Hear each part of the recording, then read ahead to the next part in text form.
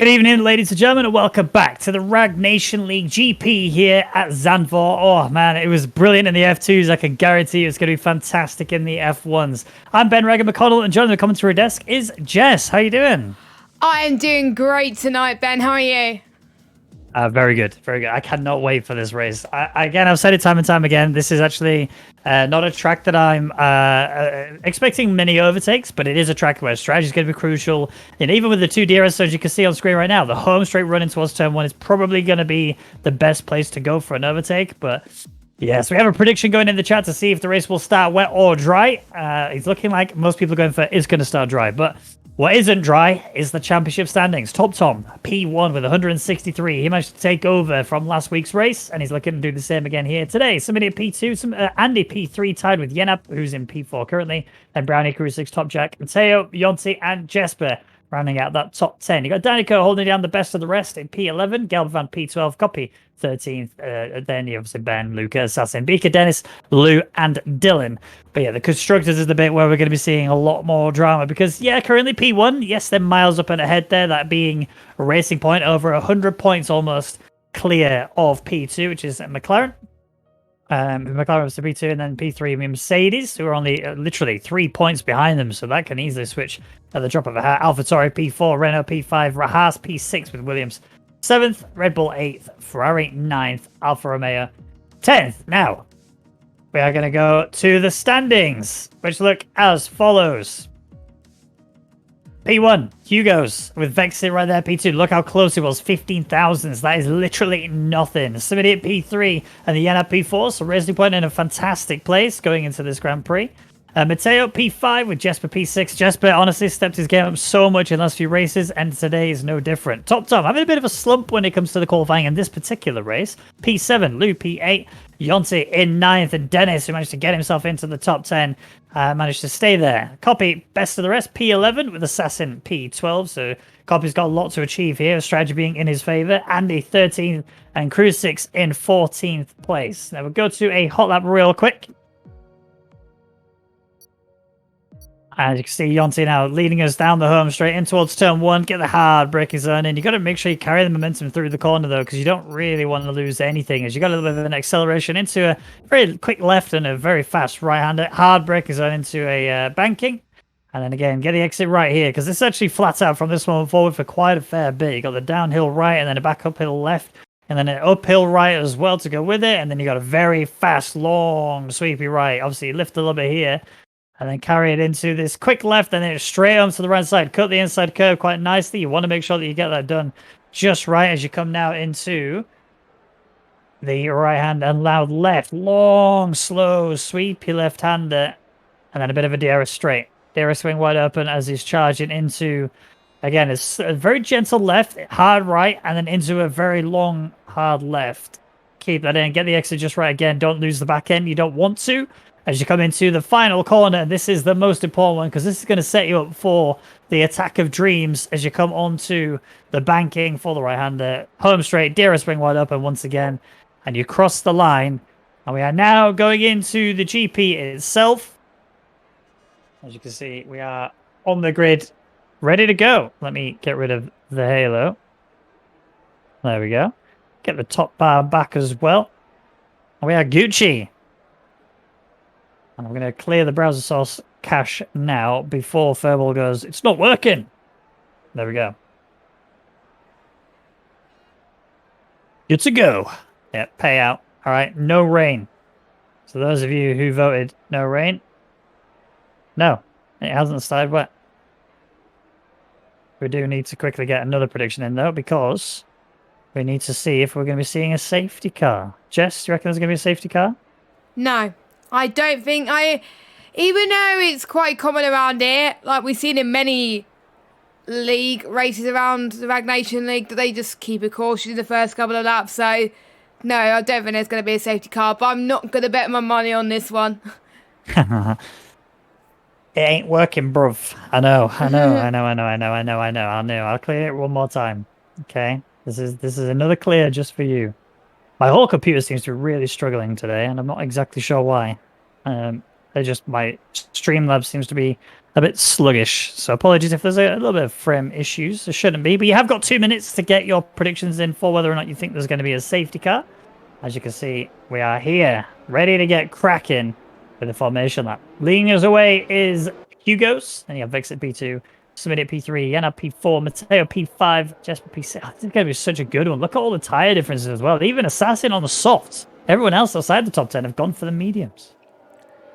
Yeah, I'm a bit shocked about that, to be honest, in terms of tyres. I thought they would have gone for maybe the hards, because with the strategy on offer today, I thought they would have gone for that. But due to the fact that the track's probably understeery as anything, especially coming towards turn 7 and 8, I'm not really that surprised. So, yeah, mediums, I think will be the way to go potentially. But, yeah, top 10, we'll see what happens with them. And nice to see someone different on pole position for a change. Like, not the usual somebody at Yena, but will Hugo's be a little more pressure, or maybe he likes the pressure and he could be ahead of his potential rivals potentially as well. But yeah, like you said earlier, Racing Point are looking good, as well as the Williams guys as well. Both Williams in the top 10.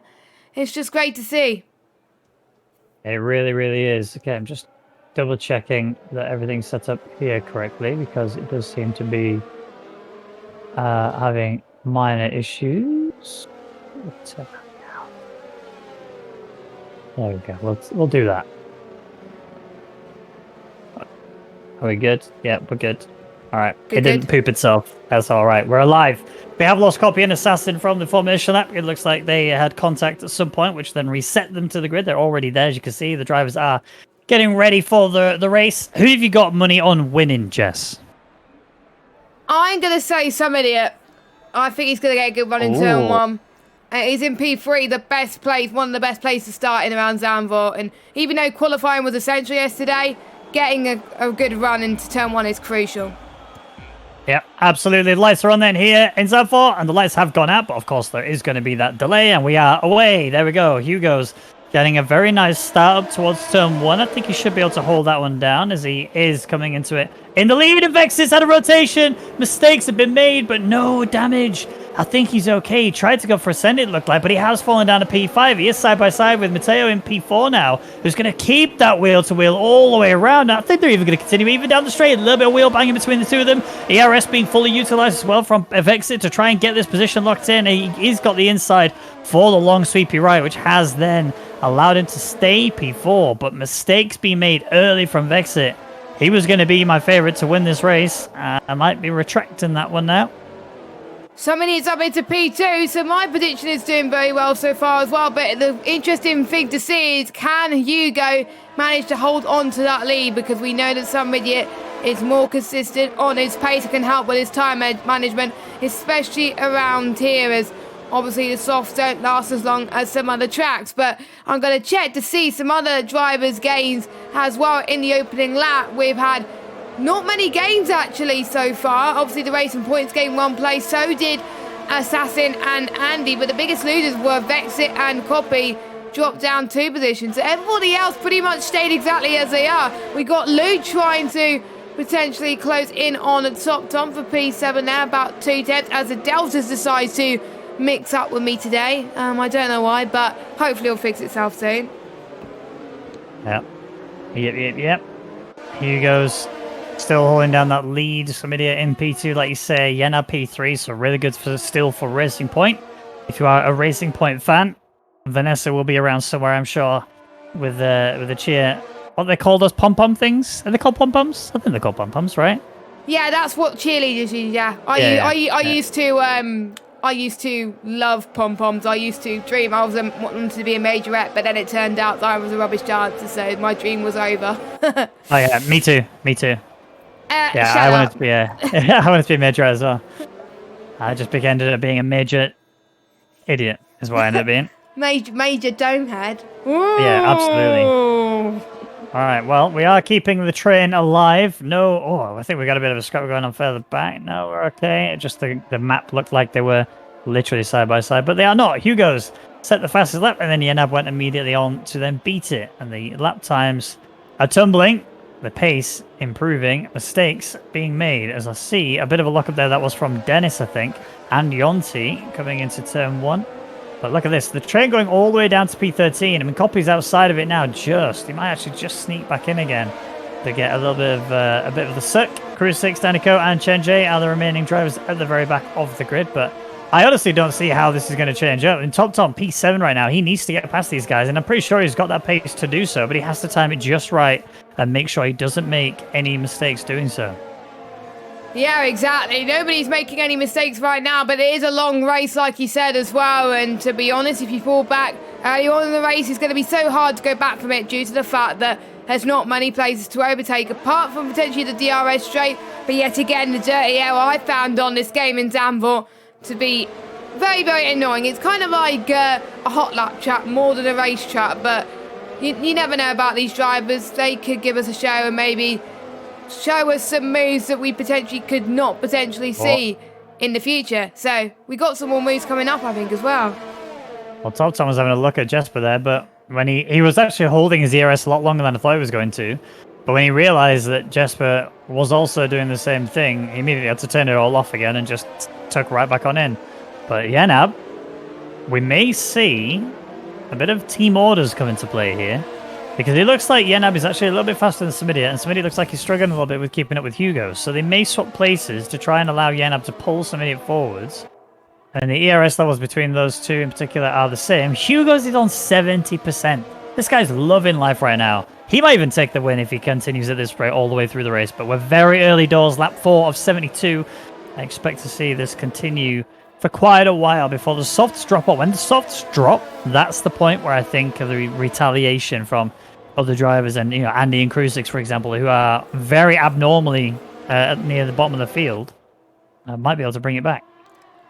I think them being at the bottom of the field will have a chance to try something new, I think, because they're not used to being near the back in actual fact, apart from Andy, who's had some really bad luck in the last few races, but he's not used to being at the back from the start, so at least he's not making any mistakes at the moment, which the only way is up, I think, for Andy and the likes of Cruises as well. And speaking of Cruises, he's got passed by Danico, who's having a good start so far. He's regained a position up again into turn 1.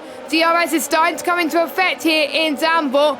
Turn 1 is pretty much like, if you got the DRS, you can get the move. If you don't have the DRS, then you're going to be in a lot of trouble from the cars behind. So, But Danico is running out of ERS, on 27% right now. Copy on 68. He's loving life right now. Cruises behind is on 84. So Cruises could get the move again on the next lap. Yep, indeed, absolutely. A bit of a mistake there made from Dennis. He went a bit too wide, got on the grass, and falls now to P11. Assassin just slipped on through and easy peasy. But that has also broken the train. There is now a breakage. Assassin is currently now leading a very small second train, although it has just extended a little bit. But he needs to now try and push himself back in to catch up to these guys, because already he's 1.6 away. 1.5 is bringing it down quite nicely, but he has to maintain that pace. Yeah, he does. He's got to keep it consistent. Otherwise, he'll fall out the points range as well, as we've got Yonti, who was going to go for a move past the Williams driver of Lou into turn 1. He's going to keep it nice and tight going through there, heading towards turn 2 and 3, but couldn't quite do it on this occasion as well. He's making sure he's taking all the necessary risks that he can, because you've got to take gambles in league racing, but sometimes you've got to be patient as well. And Yonti's decided to be patient as well. You can see more of a train coming up the back as well, but it is starting to break just a little bit more, like he said. But Yonti is just biding his time, but he's only going to go for a move as he sees fit. But it was so close on turn 1 that he could have done it. Maybe next lap. Yeah, maybe next lap indeed. Obviously, Yonti, a very quick driver, has had some success over the last few races. He does need to replicate that again here today, though, at Zandvoort. And knowing, like I say, how hard it is to actually secure an overtake here, it is going to be very much a do or die. However, the good news for him is Lou is currently outside that 1 second margin.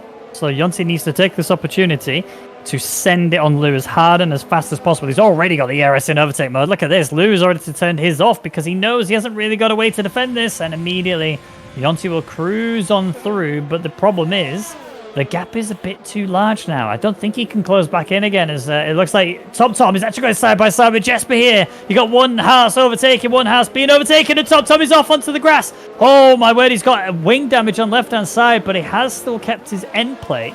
He is only minor, but that definitely would have given him the colored brown that he did not want. Mateo has got a 1.5 second gap as well to vex it, and we're starting to see this liven up a little bit.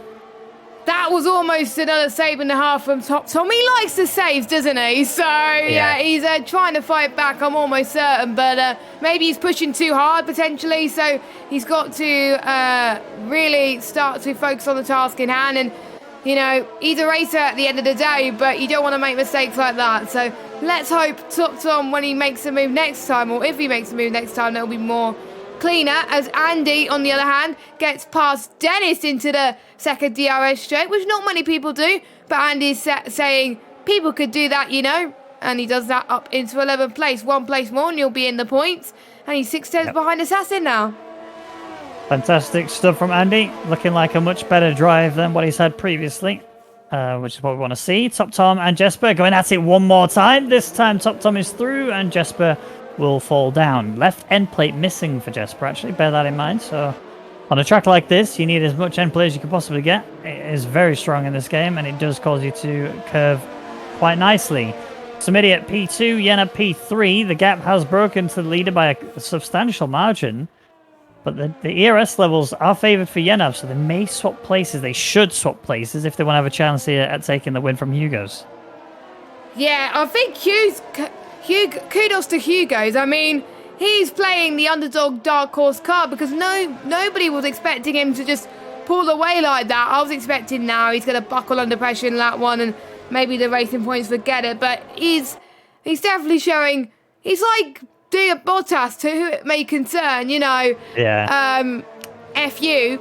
Or, you know, but I believe it's his second race, isn't it? So, honestly, he's doing... I'm not going to say anything more because we know what happened in Bahrain 2019 where a certain Ferrari was leading until something bad happened. I mean, meanwhile, Yenab gets past somebody into turn 1. Yeah, I think that was very much team orders. I mean, we also saw similar from Haas. It was Jonty being let through by Jesper. And now this is realistically Yenab's mission is to use the ERS he has available to him to close in quickly. He has to get that DRS train back. And that means he's going to have to burn every single percentage of that ERS battery to do so. I think he's got the ability to do it. I think the gap is maybe just a bit too big though. So we'll see whether or not he can bring that in. But I can confirm we did not have a safety car in the first 2 laps. So if an admin or a Twitch mod could please clear the prediction, that would be greatly appreciated. Yeah, that'd be lovely. Thank you very much. So well done for those of you that guessed that. I was right. I should have predicted, but I didn't. So hey ho. But should have, could have, would have. Yeah, some idiot though. Despite that spin, still up in 4th place and catching the racing points. I mean, he's forgetting what happened at the start of the race, and he's like, you know what? Mistakes happen. It's not about where I start. It's where I finish, and that is exactly what he's doing. 30% battery. Yanab getting the fastest lap so far. 1 minute 12.6. That's a very good lap earlier on. I don't think I could do that. Meanwhile, Lou gets past Jesper, but Jesper wasn't letting Lou give up without a fight. So Lou's up to 8th place. And the Sasa could catch up for all we know as well. But I think we're just seeing the same moves all the time. Just turn 1. And it's all about the DRS. If you don't have the DRS, you're going to get past, you know. So that is just what's happening at the moment. It's not really a challenging overtake, to be honest. But let's just hope people can actually defend for their lives into turn 1, because we don't want to just see a DRS overtake. We want people to go for it. Come on, let's get some more overtakes. Yeah, absolutely. I'd like to see a bit more side-by-sides, but it just doesn't make sense for them when they're in this train. If you are separate and you're actually having a 1v1 fight, then yeah, you can go side-by-side as much as you want, wherever you want, and enjoy it. But when you are in a train like these, you've got to just obey the train and stay with it as much as you can. Jonty actually very close to Tom, who's actually outside the DRS range here of Matteo. So here comes Jonty, DRS being available to him in a second. He's already burning that ERS, and here he comes, charge alongside. This seems to be a very different Jonty than what we've seen so far this season. Tom with a very slight move to defend, just off-putting Yonti in the pit lane is starting to get active. Both Jesper and Assassin are in. Assassin in for mediums, and Jesper on the same, but he will also have a front wing change, so Jesper will lose a fair few places when everyone else pits. It's just where exactly will he fall out? Yeah, exactly. I mean, nobody's going to make mistakes now, surely, until they potentially make their first stop.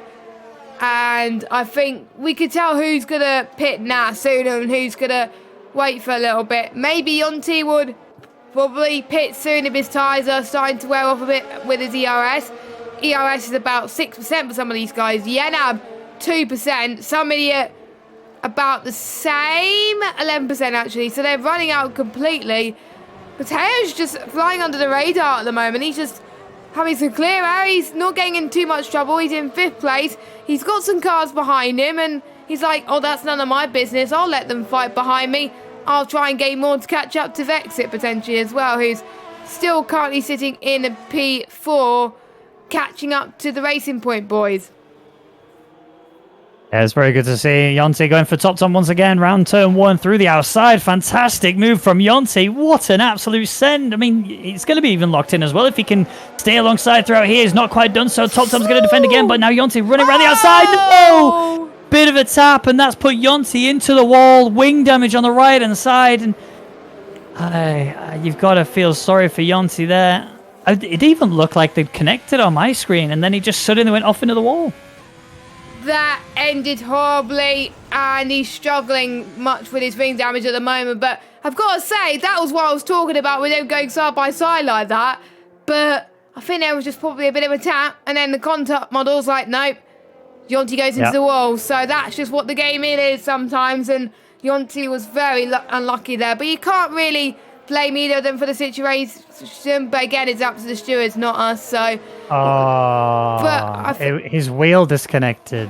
Oh no!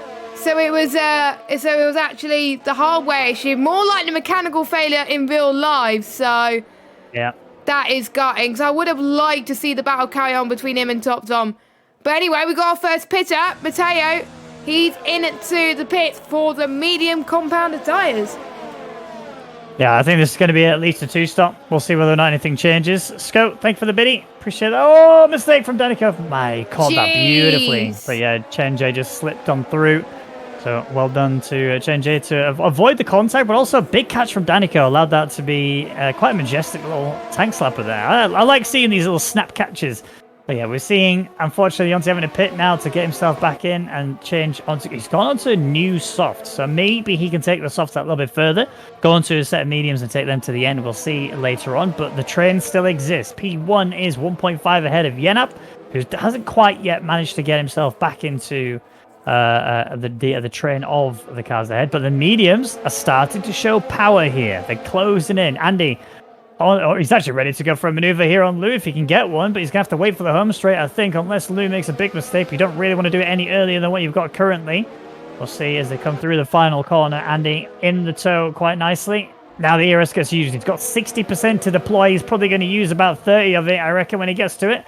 He's not even using it anymore. He's actually gone just straight for the DRS overtake. Fantastic move around the outside. Lou did kind of look to go defensive. He's still there. He does still show a presence, but Andy is fully ahead now. That's not going to change anytime soon. I mean, look at this gaggle of cars. We've got that a little bit further back. You've got both the Red Bulls trying to hold back the other Mercedes of Crew 6, who is very quick.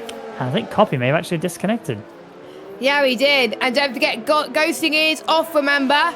So even if they disconnected, they'll still be fighting with the AI. It's not like he could breeze past them. So we've got Danny Coe that still needs to fight for this as well.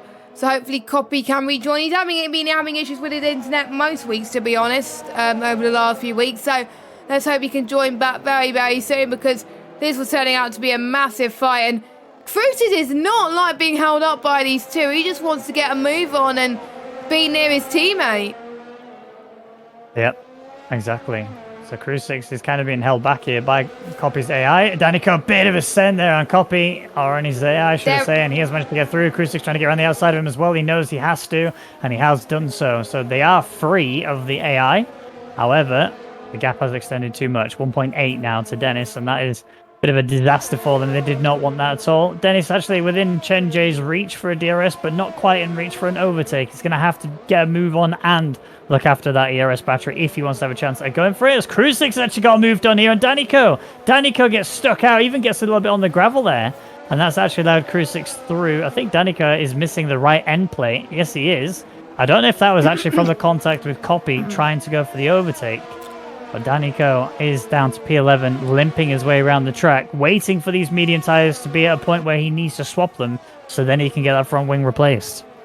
Yeah, I mean, I think it'll probably benefit him going on the hards just for completeness, really, to be honest, because otherwise he's going to struggle so much and lose so much time to the likes of like his teammates AI and Matteo potentially as well, who's just pitted. So Danny, it's going to be a bit worrying, but I know, I think people are starting to make mistakes. Meanwhile, you've got a Williams driver in the pits. That is Vexit, who's going for it looks like the overcut on Matteo.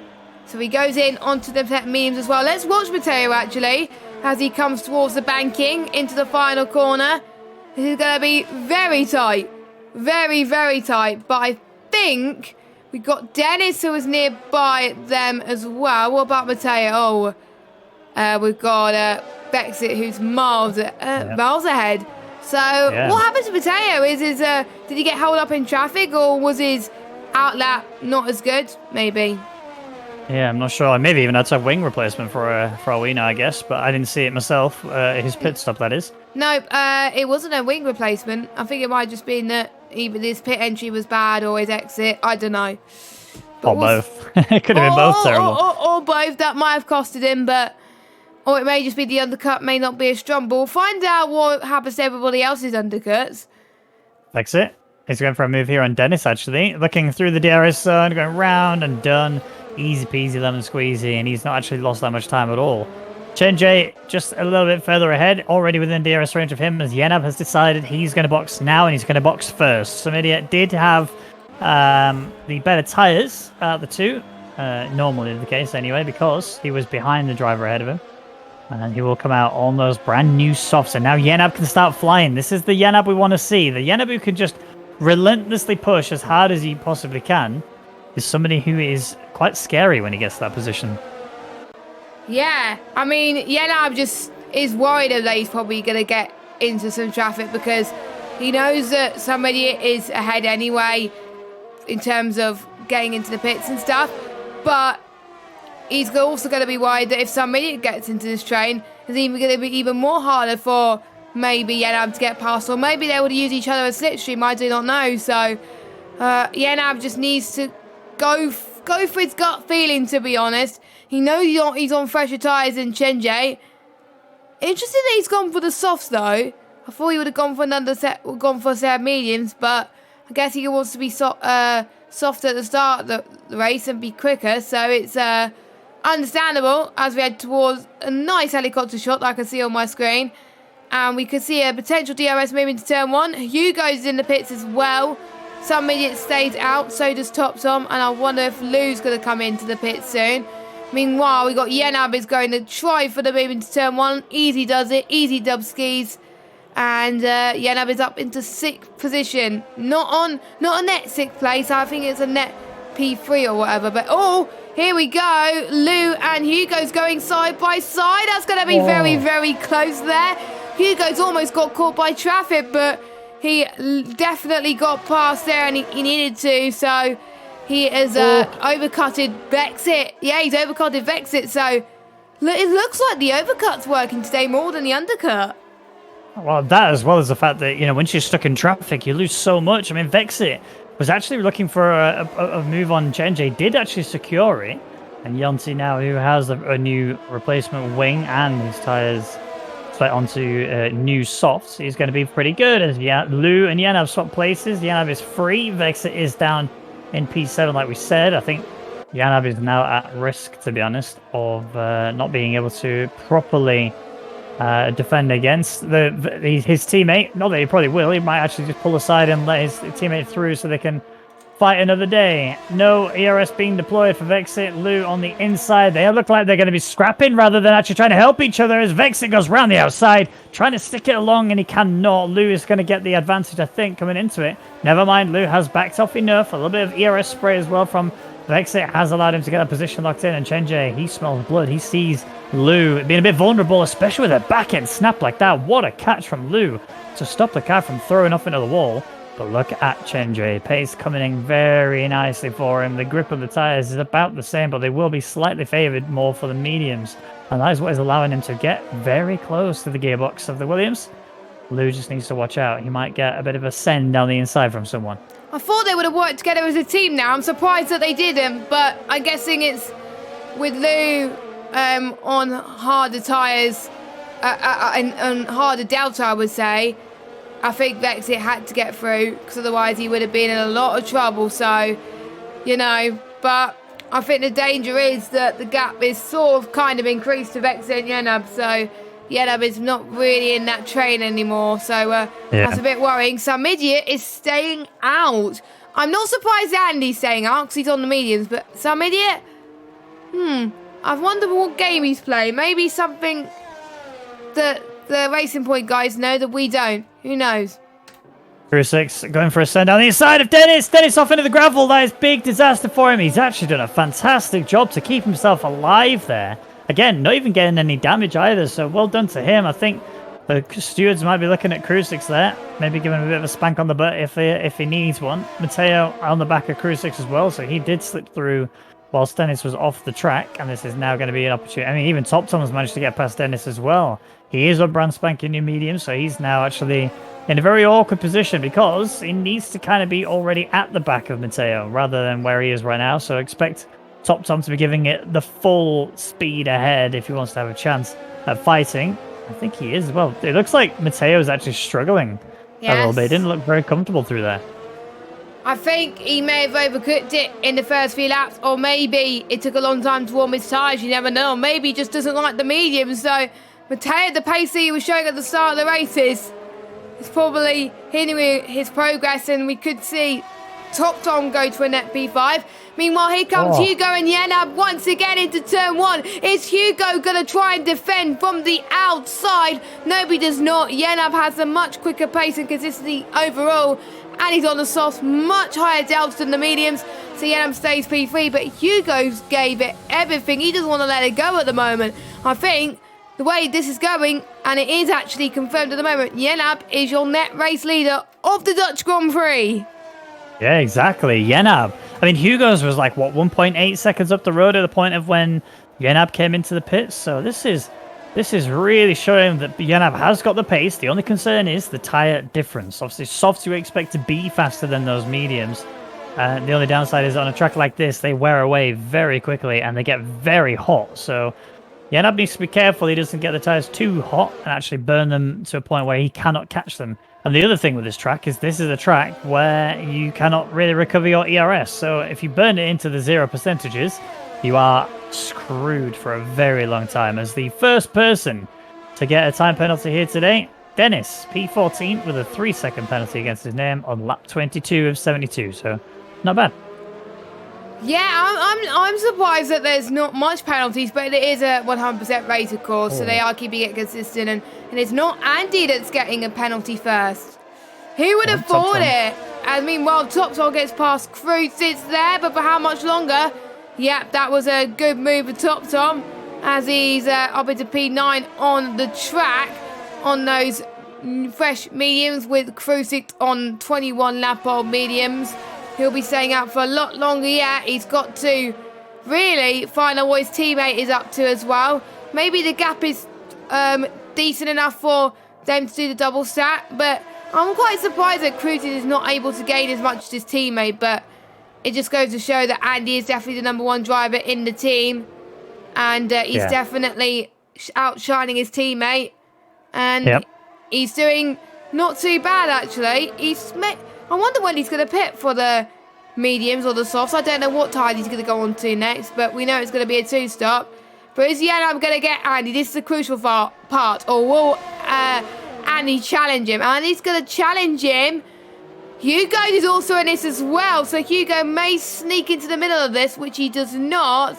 But I won't be surprised if Hugo gets him anytime soon. But Yenab is up into P2 on the road. Some idiot still stays out. What is he doing? Oh, Matteo and Top Tom, they're still giving it the full beans. But yeah, just going back to the Yenab and Andy situation. Yenab getting through there on Andy was very critical because Hugo's is now being held up by Andy. And this is actually allowing Yenab to pull away very quickly and utilizing the extra grip he's got on that compound to pull away quite nicely. Top Tom is also doing the same scenario for Matteo.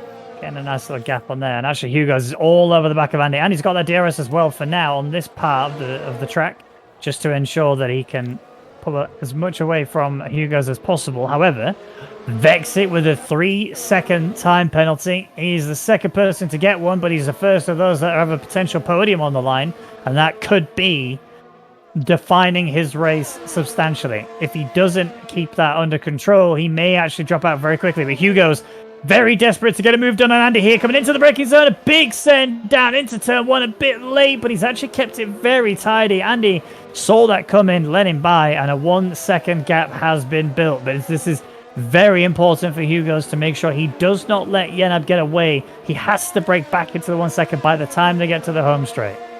Yeah, he does as well. If he's not within 1 second, then it's going to be a bit worrying, but we shall see for Hugo.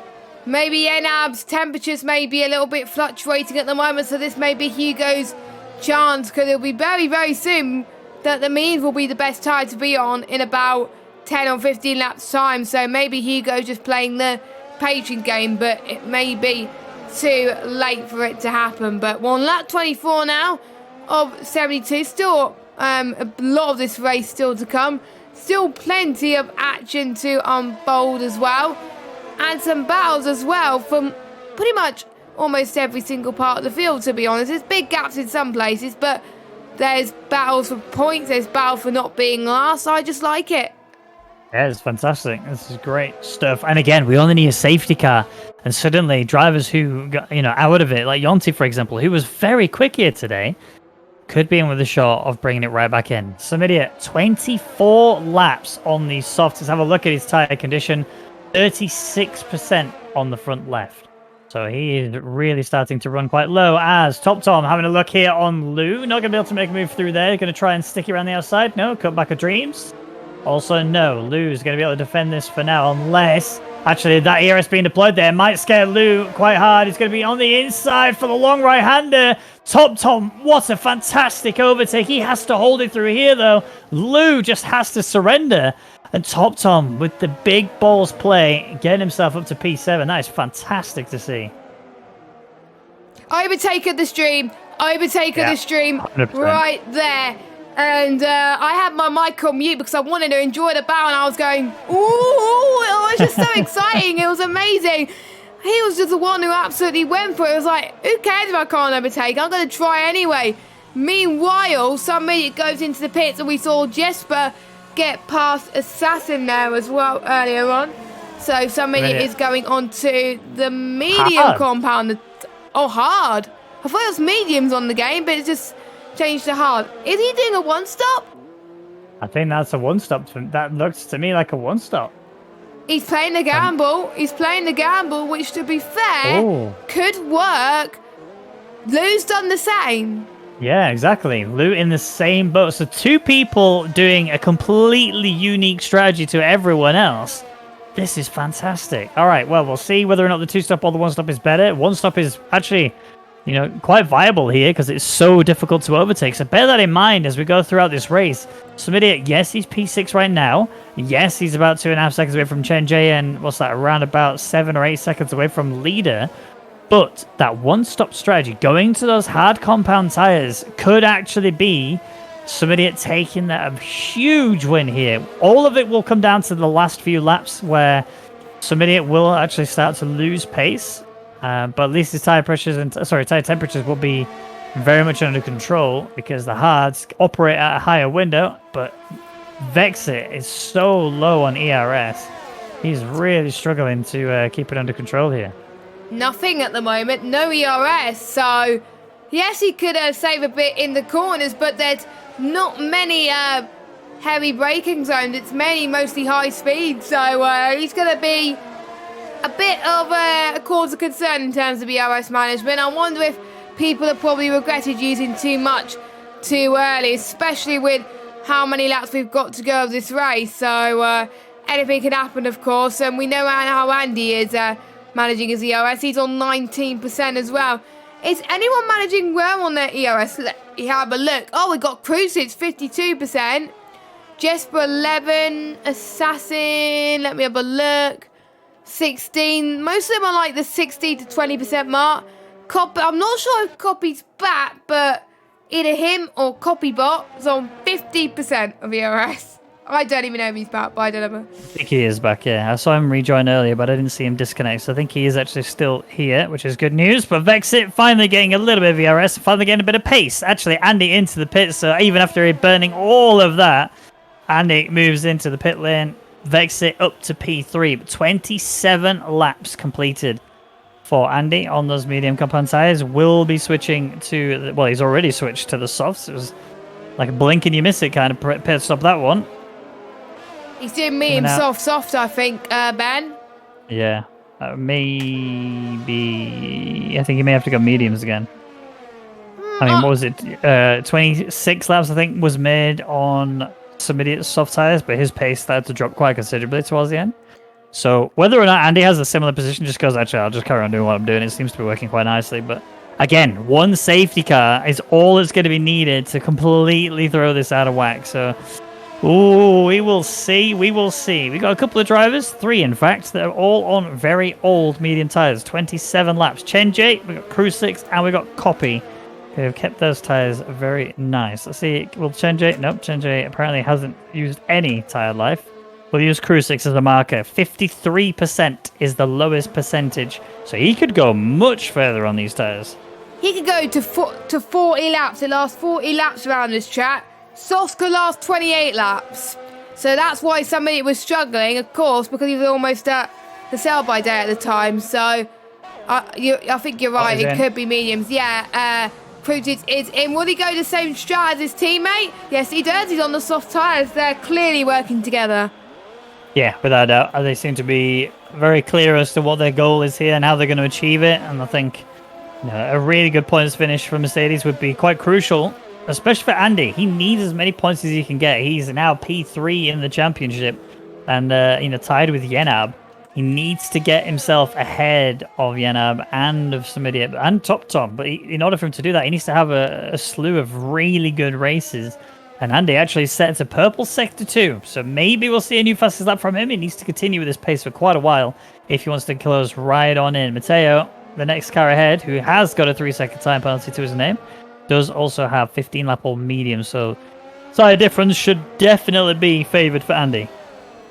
Yep, it looks like it, but he's usually quite good when it comes to tyre life, when he doesn't get bad luck in the race. So just watch out for him later on, because if he could get past Matteo and Top Tom, then he's going to be right on some idiot very, very soon and maybe challenge the front lot as well. So I think Andy's played this strategy very well, and I've seen the alternate strategy on the 50% race. Oh. It is OP. 111.5 for Andy. That's the fastest lap.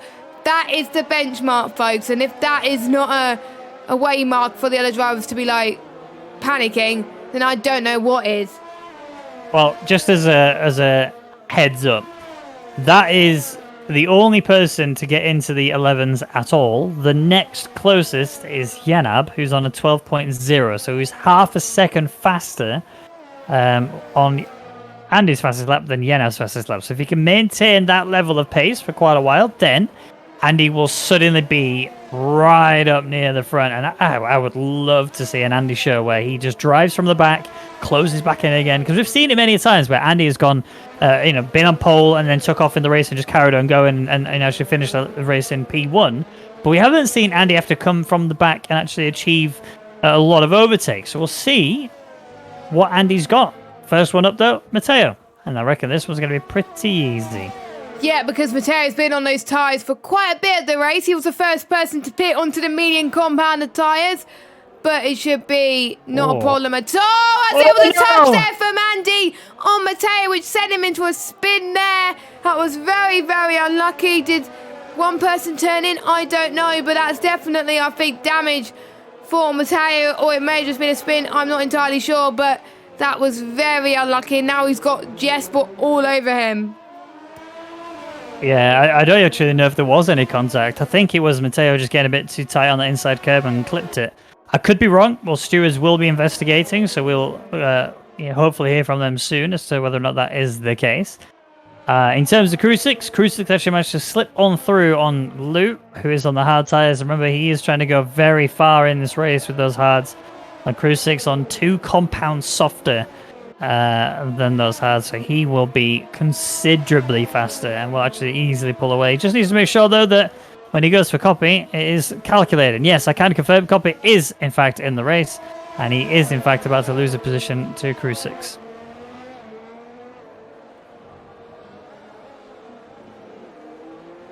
Pole. Race leader is still Yenab.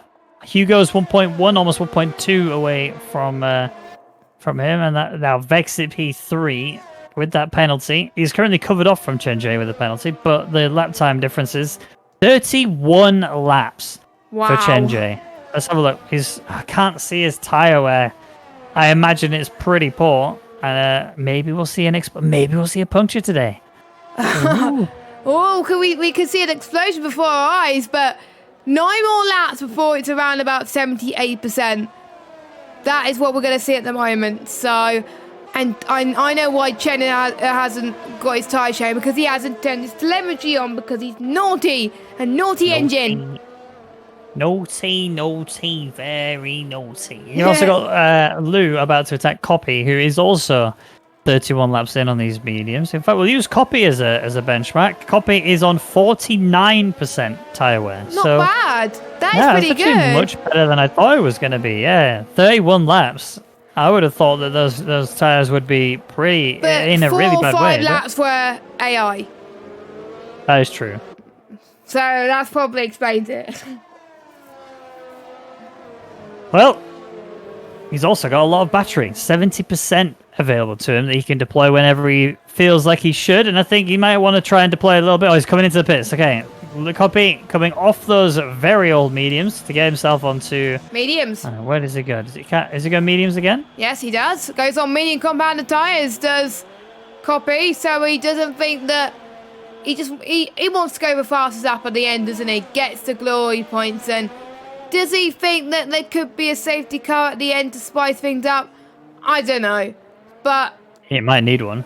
He might need one because he's last at the moment, but I'm guessing he doesn't want to push too much and then worry about having worn softs before going on to the final set. At least he can stay out a little bit longer. I think it could go to the end from here, but it's going to be very tight. So, but he's done 2 medium stints, so no, you have to pit one more time. Sorry about that. No problem. I have heard from Verbal, our head steward, who says the incident between Andy and Matteo on lap 31 will be investigated after the race. There was contact between the two of them.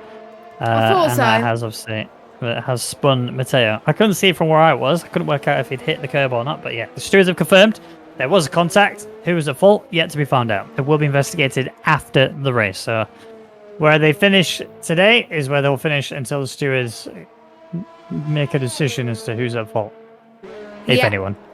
Yeah, if anyone. It was hard to tell from my camera view as well, but we'll see what the stewards say in a few days' time there. So, I think that's the only incident so far. So, everyone else has been keeping it relatively clean around Zandvoort. So, not many problems for the stewards to worry about, which is good in the stewards' eyes, I have to say right now. But Yenab still leads. Only 3 drivers to get a penalty. Nobody's on any other penalties. But I'll check to see what Yenab's warnings are, if he has any. Yenab's on 1 warning. I thought it would be completely squeaky clean, but he's not. Hugo's on 2. And he's going for the move. Yeah, and he's got it. Very easy done. Easy dubskis for Andy. Things... Go on. It's nice to see them battling, but I kind of wish they were fighting for both of them were fighting for P1 and P2. Yeah, it would be very good to see that happen. But I mean, the thing is, the strategy call here is very different. I think, Top 10 will probably go for softs towards the end of this medium stint. And I think this is where we're going to see Top 10 properly light up those timing sheets, really giving it the best push he's had. I think he knew after his qualifying yesterday just how much he needed to improve, and whether or not he's gone away and done that, that would be the real question. But I think he's got more than enough skill and potential to achieve that. And I think when he does eventually get on those softs, I reckon we're going to see an absolute show. But Danico closing in on Lou, 18 laps on those mediums, only 8 laps on those hards, and we still have around about where we are at the halfway point. We are bang on the nose. Yonti with a 3-second time penalty. F in the chat. Yeah, Yonti's not used to getting penalties, and he does, and he gets it before Andy. Yeah. Sorry. Hugo's actually caught up to Yanab and actually got himself into the DRS range and allowing himself to start getting aggressive with that one racing point at the front. So Yanab did obviously have a good run on those soft tyres, did build quite a decent gap, but hasn't quite secured it enough. And Danico getting through Lou there on the home straight. Lou's got right back at him, though, looking for a potential manoeuvre back at it. Can't see this changing anything. Contact between them. Bit of a tank slapper there, but they managed to keep it together. No damage on either car, but definitely a couple of code browns in both of those, but mainly Lou's boxes. And I think he'll be very happy that he's still able to go again, giving himself a little pat down. Is anything broken? No, we're good to go. Keep going. Some idiot on the back of Chenjay. You can see the hard tyres for him are definitely performing better than the 35-lap-old mediums that Chenjay is currently wearing. This is fantastic to see from Chenjay. Where does he go next, though? I don't even... Does he go mediums, medium softs? He's in the pit, so we'll find out right now, then. Why? Because he was on the hards. Softs. Softs. Okay, I was following the wrong person. Oh, my goodness. It's been a long day. Oh, all right, we'll forgive you. I mean, look, Chenjay coming out on softs. He's actually going to be in a really aggressive position here. You got Jesper, who's just snuck ahead of him as well. But now he's on those soft compound tires. His teammate will help him out a little bit here and just let him through. We'll see if Chenjay can get any more than what he's already got. But he took those mediums very far. Whether he will repeat the same on the softs. He's all over Jesper. No! That sent Jesper off into the grass. And that's... I tell you something. That's a save. Jesper did so well to catch that. That should have been death. But he said, nope, not today. What did we say? What did you say to the goddess of death or something? Karma. Not karma. Oh, I'm trying to think of a word. Not today is what they say, but I can't remember. I think I'll get it wrong. I don't know. There's a Game of Thrones quote. I got it wrong. Nobody shoot me. I'm sorry. I don't watch Game of Thrones, so I don't know. Meanwhile, Chenjay just set the fastest purple sector out of anyone, but that's probably the game lying to me as he gets past. I think, yes, Jesper got a penalty for that. Yeah, he did. So, I think he got one warning, which gave him the penalty. So as long as he doesn't get any more warnings, he should be able to appeal that, not a problem. But if he gets one more warning, then ultimately it'll mean nothing. Unless it was an insta, then that's a whole different story, and stewards will probably remove that. However, I saw Hugo's getting very close to the back of Yenab into turn 1, but he didn't get the move done. And he has lost a little bit of time as a result. So we might see an overtake again as we come onto the home straight one more time. Yeah, I think we could as well, potentially, for Hugo. And we saw Jesper getting a surprise result last week. I think we could see another surprise result, but for this guy, Hugo. So we like surprise results here at RNL, and it's great to see. He's reserved, don't forget. I wonder if he'll become full-time if he keeps this up. I've had it confirmed thanks to Tech Slave, who says there is only one God and his name is Death. And there is only one thing we say to Death, not today. That was what I was trying to get out. Not today, thank you, Death. Thank you, Tech Slave, for confirming me and confirming that quote and making me look less of an idiot. I appreciate you. Not like some idiot. Yeah, who's actually at P4 right now on hards. And again, I think this strategy call from him is enormous. No one is on his current level. And oh my word, Chenjay with 11.0. Obviously, the fuel dropping will help him out quite significantly. But my word, that's half a second faster than the next fastest, which was Andy. And Andy's actually looking for an overtake on some idiot. Here he comes then, potentially in the next couple of corners.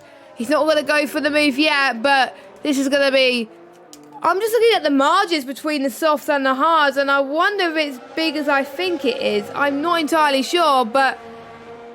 yeah, it's hard to follow in the dirt. Yeah, so he's not going to go for the move yet. No, he's not. So I'm going to check the tyre deltas. 1.1 seconds between the softs and the hards. So you lose 1 second per lap, which is huge. Yeah, it really is. Well, Andy here on the back of Samidia, and he's ready to go. Right on the back of him, sending it around the right-hand side, and yeah, nothing that Samidia can do about it, but nothing Samidia needs to do about it. He's fine with the strategy call he's got. Hard compound tires, 12, 13 laps in. He's taking these to the very end. I can almost guarantee you that, and that is exactly what we like to see.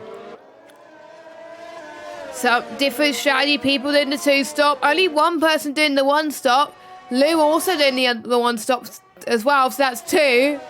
So, could we see Lou go back up there? But again, he's just not the same pace as some idiots, so it could be a different outcome. But we've got not that long to go. We've already done halfway of this race already, and still most people to make their final stops. Jesper's been on those tyres for 28 laps, but still chasing Matteo on some of the tyres as well. So we shall see what happens there. Yep, you got Jesper hunting Matteo. You've got Lou hunting Danico. Lou on those hard tyres as well. Actually gaining ground on Danico, who's, 23 laps in on the mediums, but this should be around about the same level of pace, to be truthfully honest. And I think Lou might go for a send on the home straight. I'd be surprised if he goes for it here, but never say never.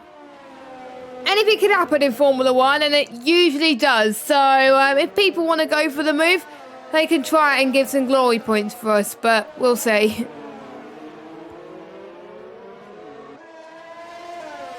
So, Jesper couldn't get Matteo on this lap. Let's go to Lou then, who might be able to go for it. He's deploying all of his ERS. He's even deploying his DRS. He's got into the send on the inside. A bit of contact between them. Danico just about kept his car pointing in the right direction, but my word, that was from absolutely miles back. He nearly sent Danico into another dimension. He hit him. He got that close to hitting him. And you know what? Yes, there was a bit of a graze, but that just lets Danico know you need to keep your eyes firmly locked on your mirrors, because I will 100% go for any gap you leave wide open. So Danico now feeling the heat, feeling the pressure, and Lou is going to just keep an eye on him. Just wait for one little crack in the consistency of Danico, and Lou will go. Oh, Hugo's in Yenab. A little bit of a touch between the two. Hugo's has managed to get race lead back. Yenab has fallen to P2 due to that little mistake there coming into turn 1. I mean, obviously Hugo's had that extra bit of speed, but Yenab just was so worried of running into the side of Hugo's. He actually locked up a little bit, did lose a bit of control of the car, but he is still within Hugo's range. Has 0% on the ERS.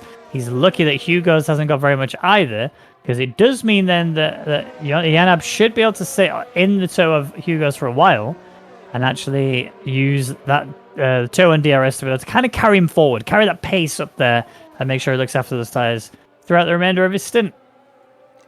Yeah, exactly. I mean, Hugo did a fantastic job. I was just about to find someone else, and then you butted it with a bow, so I didn't say anything. So that was good timing, actually, though. Not too bad. So pretty good. Anyway, lap 42 of 72. Ooh.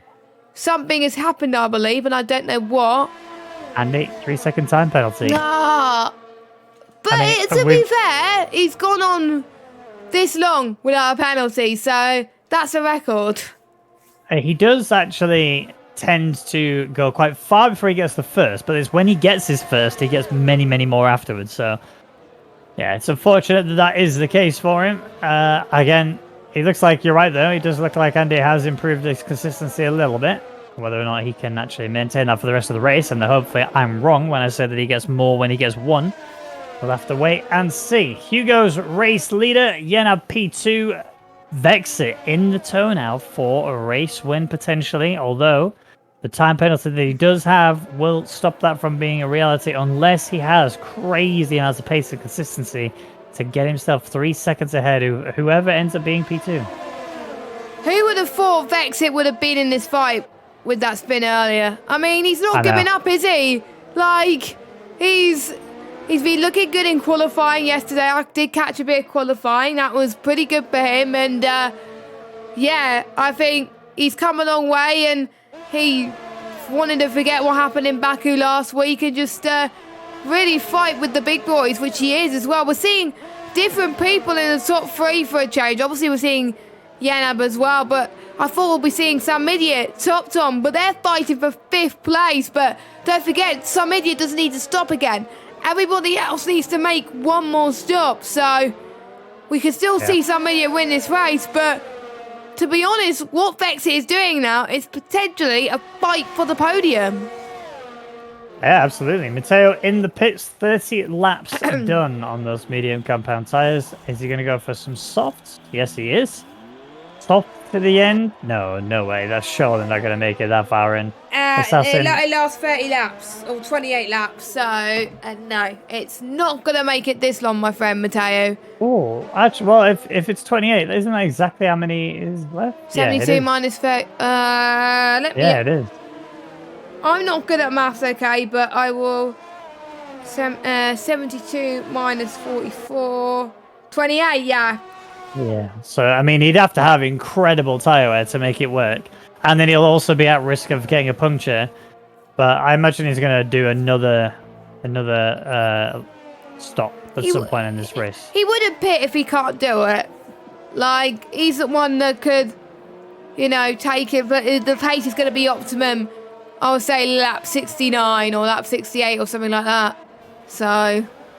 Right, well, he's already done his 2 stops, so yeah, you may be right. He may actually take it to the very end. I just think it's going to be far too risky, and I think he's going to lose so much pace as a result. Yeah, that's what I mean. That's what I said about the Optimum. It's going to lose out late on, whereas everyone else who pits later, they're going to just get him. But you're seeing it's getting a bit more overcast right now in the final sector. It's not as sunny as it was. Yeah, good spot. We may get a bit of rain. It is Zandvoort after all. The Netherlands are well known for having shaky weather, just like the Brits are. Are we going to see rain? I think we should get a prediction going in the chat. Can we get one of the start, Ben. mods We had that at the start. Yeah, but we might need another one. Are we going to see rain in this race? Yes, no. Can one of the admins please do that prediction? Even if there's a spot of rain, that's better than... That counts. But... there's some bits of the track where it's normal, but there's some bits of the track where it's... like, you can see some dark clouds. But anyway, Yanab goes on to the mediums. The sky is getting darker and darker every second that goes by. It may just be the game tricking us. Well, I'm still waiting for a mod to do the prediction. And I'm still waiting for someone to get a puncher. Jesper. Yeah, that's true. Where is he? P8. Let's have a look at his tyre conditions. 40% on the front left. Okay, so not too bad. So, nah, I don't think he's going to get a puncher. But Mateo gets past Lou for P10 on track. So, Lou, unfortunately, not making his tyres last as optimum as Some Idiot has in 4th place right now. Hugo's break the DRS of Vexit at the moment. This is crucial. All right. Vexit P2, Andy P3. I think they are MIA. This seemed to be. All right, that's it. This calls for an at. It's going overcast very quickly.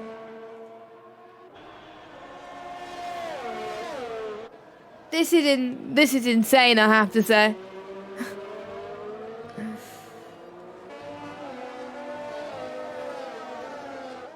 Apparently raining 7 laps, says TechSlave. That's what he thinks. Obviously, he doesn't have the telemetry, so he's guessing. But yeah, it's getting darker and darker and darker. But why is Yanab on the mediums? When the rain's going to come soon, if TechSlave thinks it is. Well, rain imminent. Apparently, it is going to rain. All right, forget the rain prediction. We know it's going to rain. But why would you... Wait, no. Rain imminent, that's why we pitted him 400 IQ. What? Dave's trolling us now. I don't know what he's saying. Dave!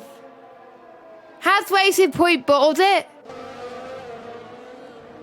Has Racing Point bottled it? Well, I don't know if he's baiting us. I think he's baiting us. I think he's basically saying there is no rain. It's just going overcast. Oh. I think he's wrong. I reckon there's going to be rain. Cody's is tricking us. I think it's going to rain. I think he's a liar. I don't know, but I think how it's been overcast. Like it was sunny a moment ago, and now it's like this. Here's what I don't get, right? If they knew it was going to rain, A, why have they pit Yen up? B, why is somebody on hards?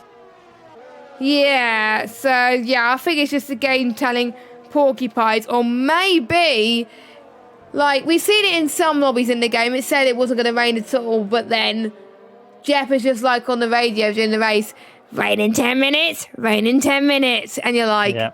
What? You got to change your game completely. It's probably going to throw some of the drivers off. Yep. Either Dave is trying to bait other people into boxing, or not boxing when they should box, or he's... Yeah, I don't know. There will be rain, but it won't be wet. Okay, so it is going to be... Apparently, it is going to rain, but it's not going to be wet enough for them to go into wet tires. So we'll bear that in mind. Like I say, I'm almost certain it was going to rain. And I think it will actually switch to... Wet track, dry tyre challenge. Yeah, I hate that so much. Me too. It's awful. And I said that at the start as well. Inters, wets, any rain in Zandvoort is a recipe for disaster. If you're not good at the rain at Zandvoort, unfortunately, if it's going to happen, kiss your chances goodbye. Yeah. Unfortunately. Well, we'll continue with this GP as we are at lap 49 off 72. We do have a lot of opportunities arising. Assassin looking at Dennis. We've also got some idiot closing in on Andy, even though he's on 22 lap old hards and 20 lap old softs. So Andy actually really dropping pace now, showing even the hards are actually going to be a much better tyre compound. When the hards get into the wet conditions, though, they're going to struggle to maintain tyre temperature.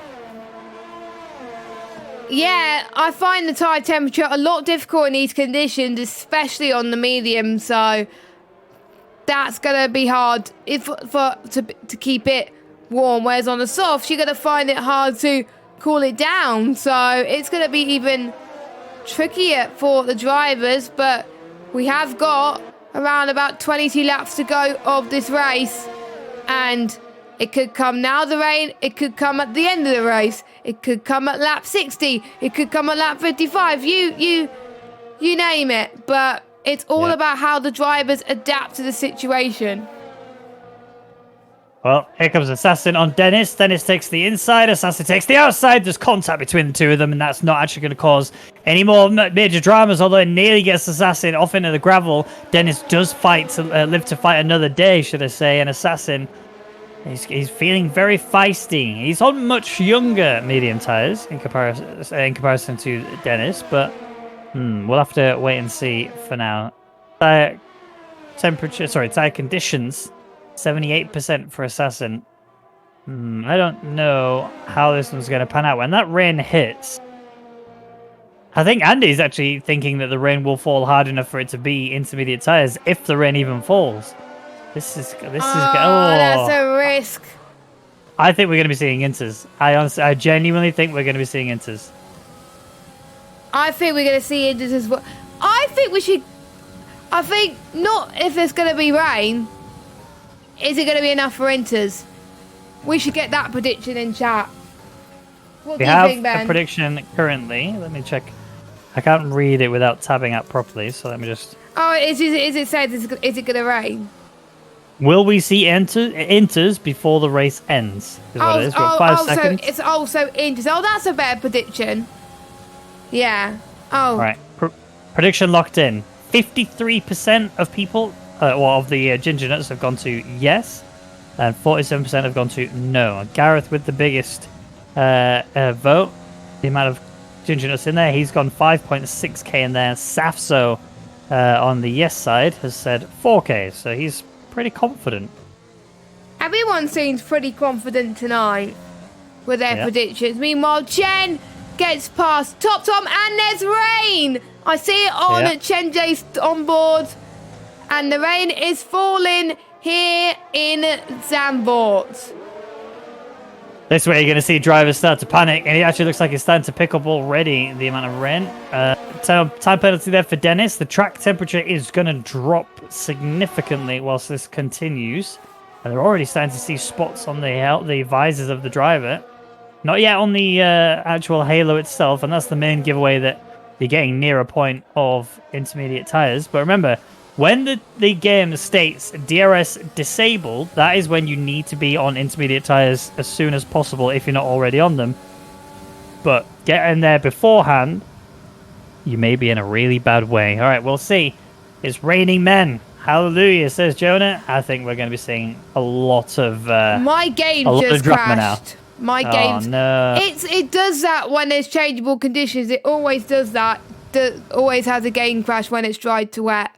Always does that. Do you need an invite, or have you already got one? I will need an invite, please. I'm so sorry. That's all right. No problem. Let me just quickly do that. I'm probably going to need a lot of invites just in case I have some issues, because I have a feeling it's going to stay. So can you send me like 2 or 3? Yeah. Well, there's your first. Thank you. And yeah, look at the amount of rain that's starting to fall now. It's really picking up on the visors of the driver. It's not yet at a point where we are going to intermediate tires, but if you got your prediction on yes, we might actually see some inters coming in pretty quickly, you know? This is going to be a banger. I can't wait until the end. It's going to be fun. It really is. It's going to be absolute... I think we're going to be seeing some scenes and a half shortly. Yenab ready to go on Top Tom. The track is starting to get slippy. You can see the drivers are fighting the wheel a little bit more than they were before. And it's only going to get worse as the rain continues to fall. Jess has rejoined. We'll give her a few minutes to get logged in properly. As Simidiot looking at Andy. DRS wing available to him. He's still on these hard compound tires, remember, but not yet able to get that move done. And Yenab's going to try to stay with Top Tom. Bit of a defensive move there from Top Tom. Sends Yenab out wide, but he's gone around the outside. And fantastic overtake there from Yenab to get himself up to P6. These 7-lap-old mediums are working much better than Top Tom's 34-lap-old mediums. He's going to need to extend these a little bit further because I think he's in the boat of we're probably going to be seeing inters soon. I need to worry about that. 42-lap-old inters for... Oh, no! Jasper gets wing damage from a little bit of a mistake from Mateo and runs into the back of him. Left end plate is now gone. That is the second time that Jasper has lost an end plate. And his plan, I think, here was to go to a point where the inters get here and then he could go get it changed there. Assassin and Dennis having a bit of a scrap. Dennis actually coming right back at him. He is side by side coming through into left-hander. There's contact between them. This is allowing Copy to get involved in this fight as well. And Assassin will hold on to P13. Dennis, who's 32 laps in on these mediums, he's really starting to struggle. Yeah, he is. I mean, it almost worked out for him, but it's just unfortunately it's they're paying the price. There we go.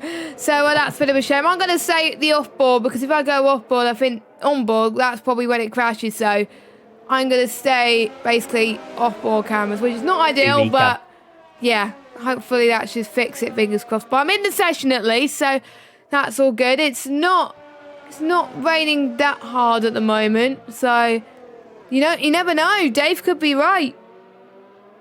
Could be. I mean, he does have the telemetry available to him, so he has a little bit more of an educated guess than we do, but you know, the game does work in mysterious ways sometimes, so we may see that rain fall hard enough for us to go to inters at least. Still no drops stuck on the halo, so we're not yet seeing anything happen there. Copy and Dennis having a bit of a scrap. Almost have it coming together. They have! Big crash! Huge damage on left-hand side for Copy, and Dennis is involved in that too, but he's actually kept his wing fully intact. A Copy with a rejoin. That is not the way, and Yonti just about avoided him. Huge damage for Copy on left-hand side. Oh, it crashed again. Going to be... He's going to be limping to the pits, but no safety car for him. My game's Get you just... an invite? Yeah. It always does this. It always does this in changeable conditions. Oh, Cody's. We love him, don't we? There you go. Thank you. Sorry, guys. No, that's all right. It's all right. It's all right. Don't worry about it. Knowing that, it'll be fine once it actually settles. So I think I'm going to keep crashing every so often. Well, we'll take your crashes as an indicator that the rain is getting worse rather than better. But yeah, Chenjay, some idiot, Andy, 3. Oh, mistake from Chenjay. A little bit of an oopsie there from him. Why rip? Copy had contact with Dennis and he got hooked and then thrown into a wall. Left side damage. Pretty bad here. The rain seems to be coming down so much heavier than before. Yellow flag sector 3. That is another Red Bull. That is... No, it's the same one. It's Copy. And he's struggling with the car that he's currently got available to him. And he is going to have to limp his way back in. He has now been lapped. Dennis is on inters. Dennis has chosen to go onto the intermediate compound of tire. I think, wow. And so is Copy. So is Copy. Yeah. Fossetti pointing out a big... Oh, we might be seeing a puncture, ladies and gentlemen. Vexit has 26% on that front left tire. I am staying on board with him for a little while until we absolutely have to change away from him. But the temperatures are cold. The temperatures are cold. Yeah, but he is so low. And the tire wear, it's actually red. That's how close he is to puncture. Yellow flag. Yellow flag, sector 1, 2. Oh, it was just the game being an idiot. Oh, okay. No one moved. I think it was just slow people. I don't know, or it may just be people finding the conditions hard. I don't know how Vexit's doing it. Oh, my game's crashed again. Do me to stream in the Discord for you. That'll probably be better, thank you. Well, let me change the quality because that might be a bit too high for my PC to handle. Yeah, it's fine. A virtual safety car been deployed. In goes Vexit. Why have we got virtual safety car? Who has caused the crash? Is that Lou and Danico? No, they were close together, but they've not had an issue. Is it Vex? It's not Vexit. He's in for the pit. Is it Ferrari? No, not that one. It's not that one. Why was a virtual safety car called? There's nobody on track. It's got issues. Unless it's Andy. I'm sad we didn't get to see a puncture there. I'm gutted as well. What tires did Vexit go on to? Inters. People are going inters, look. Even though the track is not yet at that point, people are going to those intermediate tires. They are. I'm just I'll be tires. trying to... We're racing once more. Darius is still enabled, bear in mind. Jesper with a new front wing. I think these guys that have gone on inters have made a big mistake. Yeah, and Copy's left the session. The incident between Copy and Dennis will be investigated after the race. I think Copy going into... Oh, yeah. In comes Hugo's then. Is this going to be inters? It is. Intermediate tires, so the prediction has been confirmed. If an administrator could please fix the prediction, that'd be awesome. That would be great. Thank you very much. Thank you very much. Can you see, by the way, now? Yeah, I could see. All good. All right, cool. Good.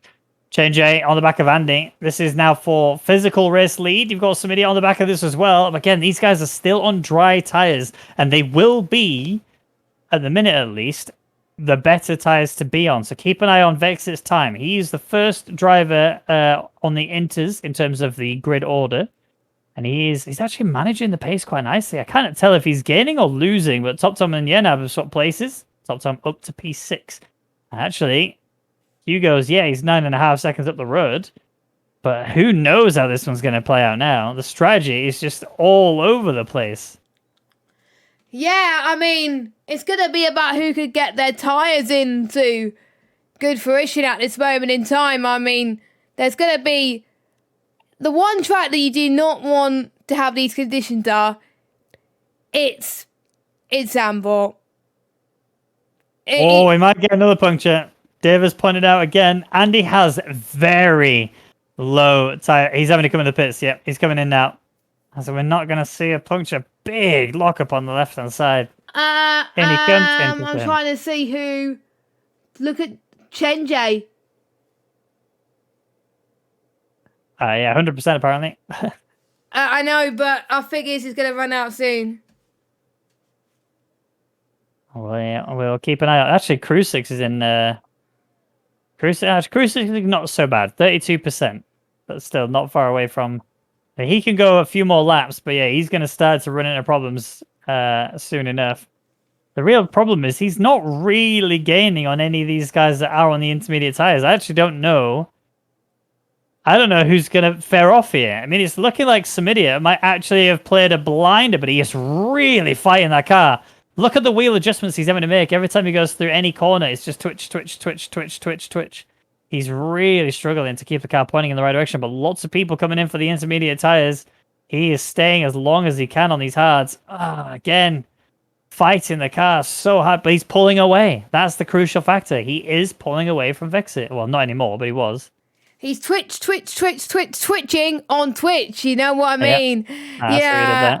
As Matteo, that's a good, comfortable move there. How's he doing that on softs? That I think it shows that maybe Matteo is doing well on these. He's pulling away, look. Oh no, Samidia.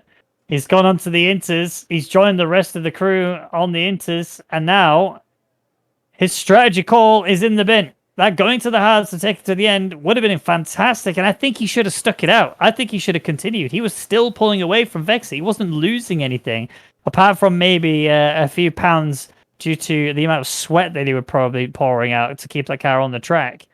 I think now he's chucked a win away here, and I think it's all Dave's fault. I wonder if no other driver would have seen the rain coming. I wonder if Cody's throw a spanner in the works because it may have said on the game dry in overcast conditions and they didn't scroll to the 90-minute mark where it said rain. It's happened to me quite a few times, actually, so I won't be surprised if it's happened now.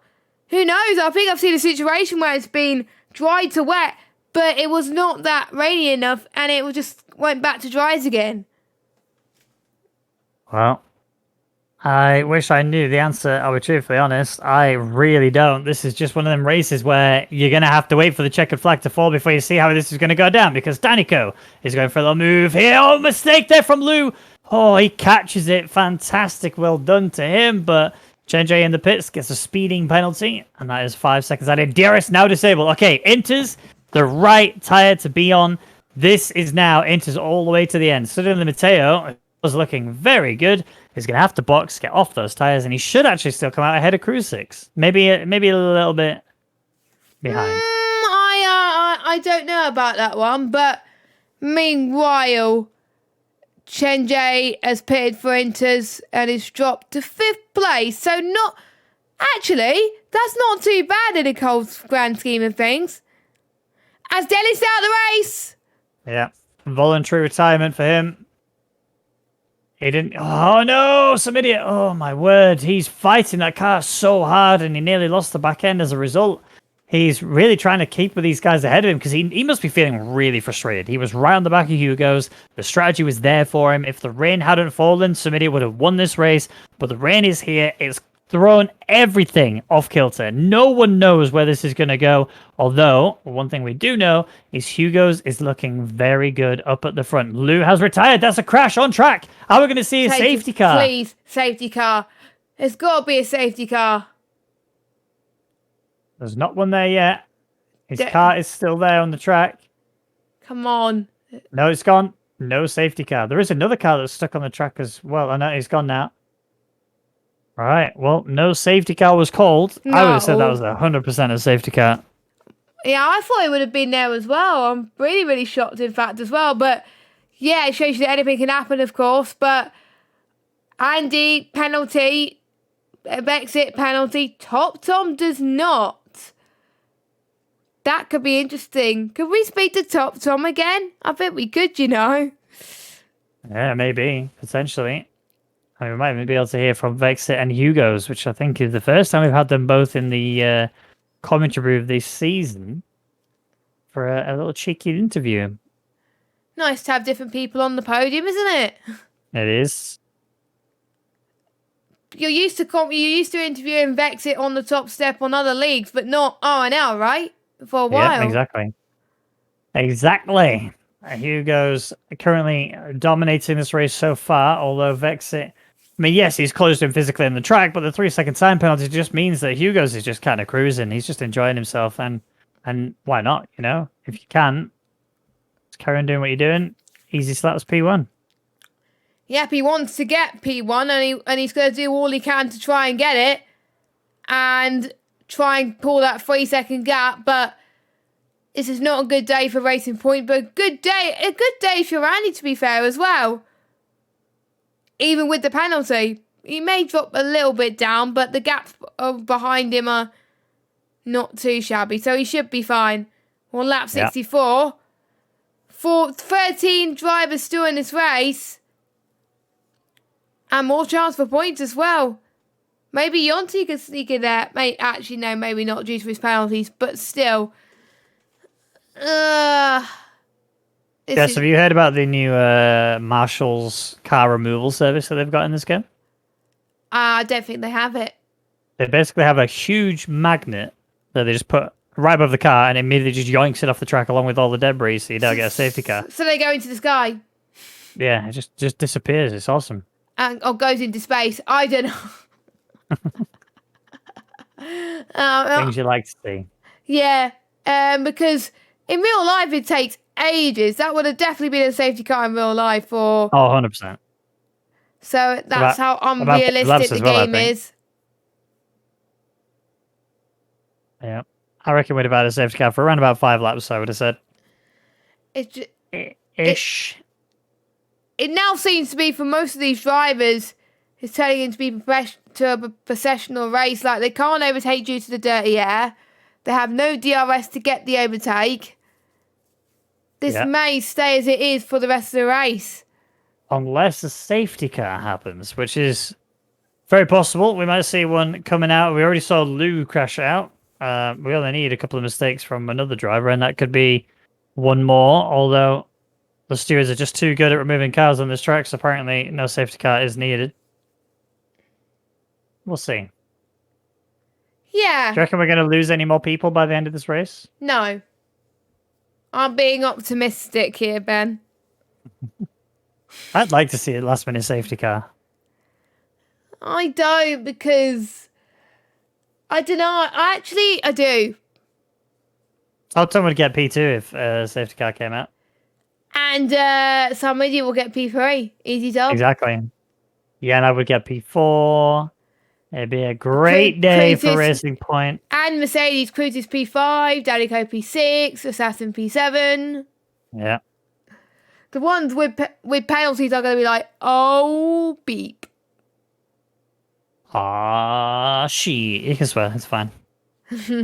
I don't swear. Yeah, all right. I've heard you swear.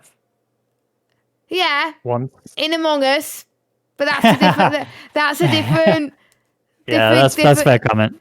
That's a different game for commentary. I try not to swear. All right. That's fair. I'll give you that. I actually don't think I've ever heard you swear in commentary. Yeah, because I want to be professional. Well, fair play. That's why you get paid the big bucks. Anyway, Vexit. I don't think he's going to find the time to get past Hugo. I think he'll just be happy with where he finishes at the moment. I think he's just going to bring this car home, and because he knows he got in a spin earlier, he's worried that if he gets near Hugo, he may get into a spin again. So he's just... What's the gap? I can't really see the gap between Andy and Vexit because it's hard to see in the screen. So what's the gap? 6.4. And what's the penalty for Vexit? I think they both have 3. Yeah, they do. Okay, so Vexit's gonna get because of the gap between Top Tom and Vexit. The top 2 is gonna stay as it is, but Top Tom is gonna get P3. Yep. So I think it's going to be Hugo's, Vexit, Top Tom, Andy, and I don't know what it is afterwards, but you never know. Let us know your prediction in chat. Will it stay like that, or would someone make a massive bustle on the final few laps and cause everything to go into a frenzy? I don't know, but we don't have that long to go until the end of the season, so if people make mistakes now, that's it really for their championship hopes. Because we got, let me have a look at the calendar actually. If I can get your Discord open. Oh, no, I don't want Next week is Bahrain. Oh, yes, I love Bahrain. It always brings a really good show, doesn't it? Yeah, it does. Well, to be honest, I like the next 3 tracks. I love it. And Then. Yeah, 3 more rounds actually. Jesus, that season is flown by.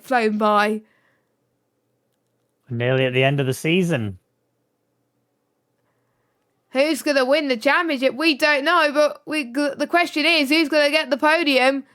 Vexit once again has closed up to Hugo, but not quite enough.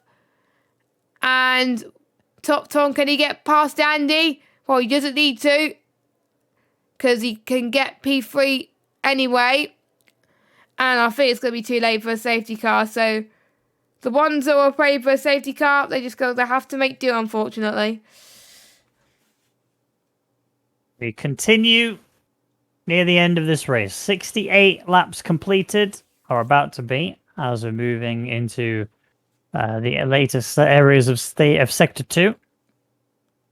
We are going to be monitoring these gaps quite nicely, because Top Tom is not far away from Andy, being in his tow range. Of course, DRS is disabled because it is wet. And also Chenje is almost in Top Tom's range as well. If you go on board with him, you can see exactly what I'm referring to. Very close together, but they're just all hovering exactly at that 1.1 margin. Oh, that's going to be tight. We could see a tight finish. This is what we like to see in RNL. People fighting until the end. I don't think it's going to be enough to rain heavier, is it? Is it going to stay exactly the same? I don't think there's going to be any more heavier rain, but who knows? Dynamic weather has surprised us plenty of times in the past, so don't be surprised if it does in fact change. But neither of these guys, they all seem to be matching pretty much the exact same pace. Although Top Tom he broke into the under 1 second margin, and he's back in it again actually, so he might be able to hold this. If he can stay where he is, he will have the tow down the home straight, which will bring him closer, but probably not yet enough to go for an overtake. Well, he doesn't need to. He's still looking for that P3. He's not got the pace to get P2, so it's just stay with Andy, keep on the back of him, make sure that penalty is in your favour, and then easy P3. Yeah, I wonder if they're not going to be fighting too hard again because of the rain. Because we've seen how many times we got Lou, Dennis, Copy. They don't want to be added to the list of retirements. That could affect their championship chances in the drivers, really, because I think McLaren is over in the constructors, so it's all on Top Tom to try and win it for the drivers, which is still possible. It's not over for Top Tom. He could still be better in Bahrain. You never know. I think as it sits, I think Andy regains driver's lead. Because I know that the top 3 are very close together, and Top Tom is your leader currently, but the gap I think is very small. I should know this because I had the graphic earlier, but you've forgotten then. I will check now. Let me have a look. I will confirm. Standings. There we go. So your P1 in the driver's standings is obviously Top Tom, who's on 163. P2, oh no, so Andy will not regain Champions League. So Top Tom 163, Samidi at 155, Andy 129, tied with Yenab. So Andy will secure P3 more. He won't gain enough to close in on Samidia. He will stay P3. Samidia will not gain. Yeah, so no one moves. Everyone stays exactly where they are if it stays like this. That's probably why Top Tom's not fighting then, because he knows that if things stay as they are, Top Tom will still be championship leader anyway. Yep. Again, I want to say Top Tom is my favourite boy, so we'll see whether or not he's gonna, carry that one all the way home. He's got it in him. I believe it. Top Tom's found a lot of pace on Andy for some reason. Let's look at the pace he's doing on those inters. It's like the track was made for him. It's fantastic. And Yeah. same with Hugo as well up front. 1.2 seconds, I believe. He's flying. Things you like to see. This is definitely one of them. Yeah. He's not my favourite driver. I have other drivers as well. Anyway. Who's your favourite there? You got one. No one. Yeah, come on. No Is one. it Vexit? Is it Vexit? No one. Is it Vexit? No one. Well, it's got to be a VSR person, surely. Top Tom. I see. I picked up what you're putting down just a bit too late. Okay.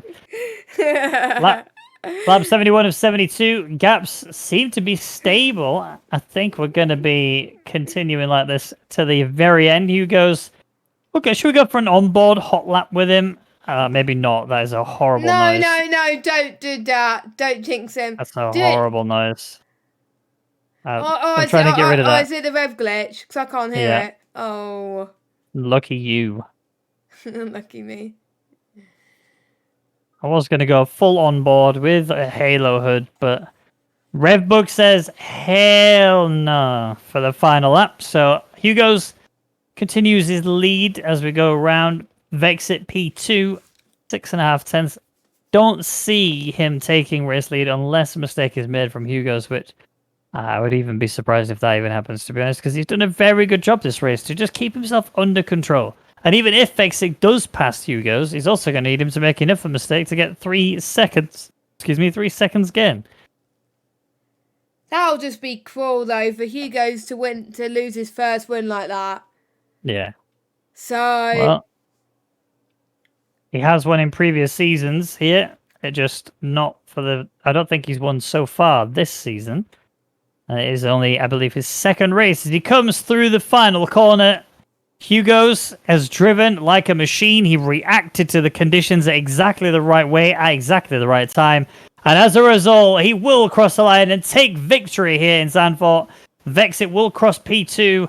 Andy will cross P3, but Topton will take it and take that third step of the podium. Chenjay getting a big 5-second penalty means somebody will jump in. I think Yena is too far back to get involved in that jump.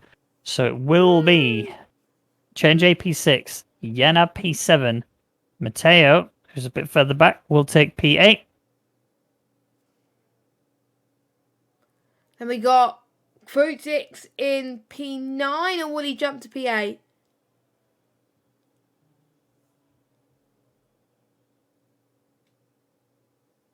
I think Cruz is good. No, Cruz is not jumping him. Okay. Just 2 tenths. That was all it is. Jesper getting that final step. Oh, nope, because Danico snatching it away, getting a point for his team. Well done, Danico. And who gets fastest lap? Anyone inside the top 10? Yes, Mateo. Yes, Mateo. An extra point to him. There you go. So if you're inside the top 10 and get fastest lap, you get an extra point. So Mateo's going to be walking home today with 3 points. Not too shabby. That's what we like to see. Driver of the day in game is Chenjay. Who's your driver of the day, Jess? Hugo, because I did not think he was going to maintain to get the victory, but he just controlled the wet conditions and he kept the lead for quite a bit of the race. So yeah, I'm going to give it to Hugo.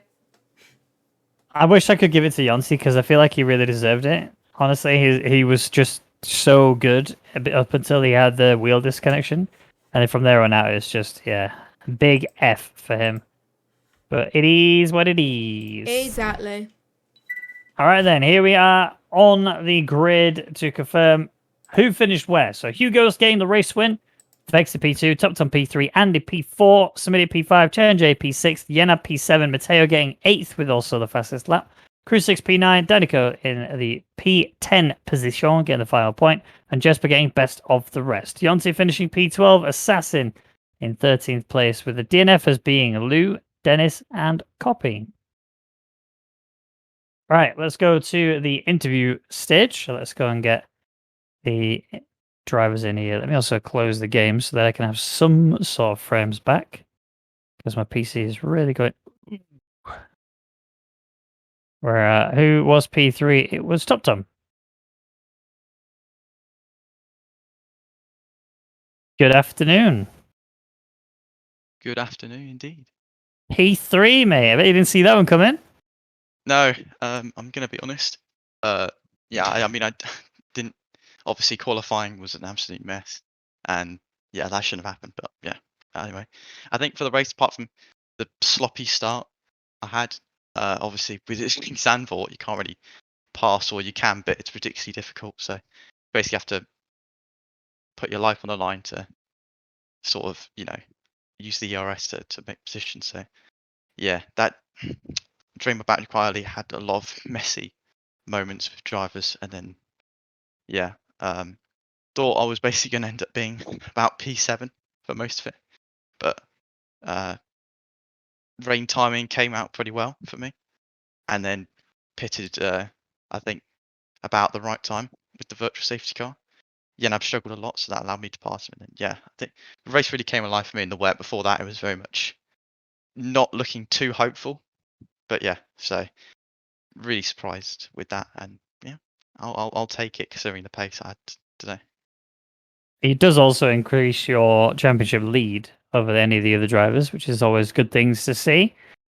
Yeah, I mean that was the biggest shot because yeah, I mean Andy, I know on the alternate strategy, who was only going to be starting like what 5 positions behind me, was I was like convinced he was always going to beat me in this race.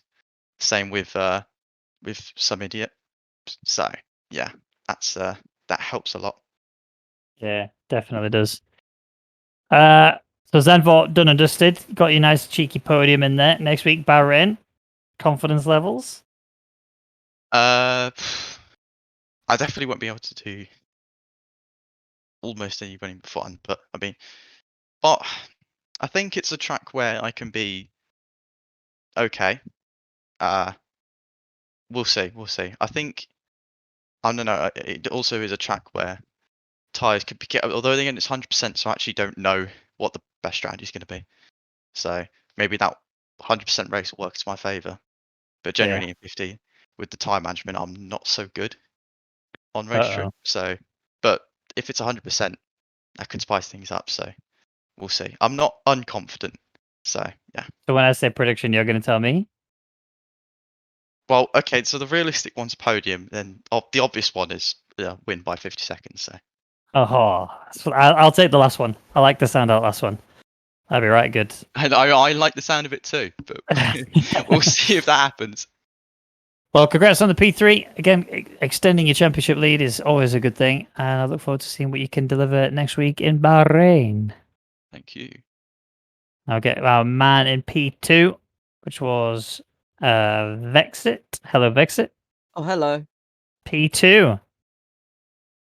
Yeah. You're getting pretty good, eh? Well, actually, no. Before we even touched the race, qualifying, I was told you could do 107.7s. What happened? Actually, I can do 107.6, but I just bottled my lap every time. Unbelievable scenes. Yeah, I was really disappointed with quali. So yeah, I was like in GP mode. I'd been just doing a few quali laps, like just resetting after each lap. Like the average I was getting was like a 7.8. So yeah, I was quite disappointed, especially with extra Q3 grip to only do 8.0. Like it's not slow like for the average person, but for me it was Not quite fast, disappointing. so. Yeah, not pole. Considering it's quali supposedly my best asset. Yeah. Well, I mean, you proved it wrong in the race today. You're looking really good. And actually, maybe if you had that 3-second penalty not there, you may have actually pushed a little bit harder to go for a race win. Yeah. In the last few laps where I think Hugo went for a move on me around the outside into Telmont, I was just like, yeah, I mean, it's a bit pointless to try and fight him super hard because I have a 3-second penalty anyway, and my pace in the rain with my setup, I knew wasn't going to be good because it was a pure dry setup and there was not much of a chance of surviving effectively or having really good pace. So I was more focused on just solidifying P2 after the rain hit and the penalty. Well, P2, regardless, is very good for your team. Are you racing next week in Bahrain? Bahrain's my favorite track, so yes. Yes.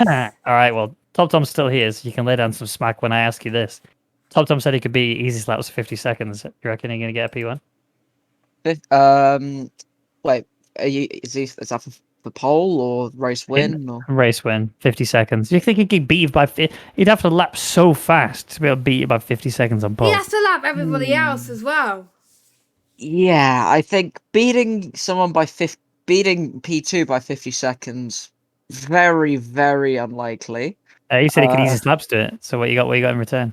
I mean, I'm not the cockiest person, but You're not picking up what I'm putting down here, mate. Chuck some smack at him.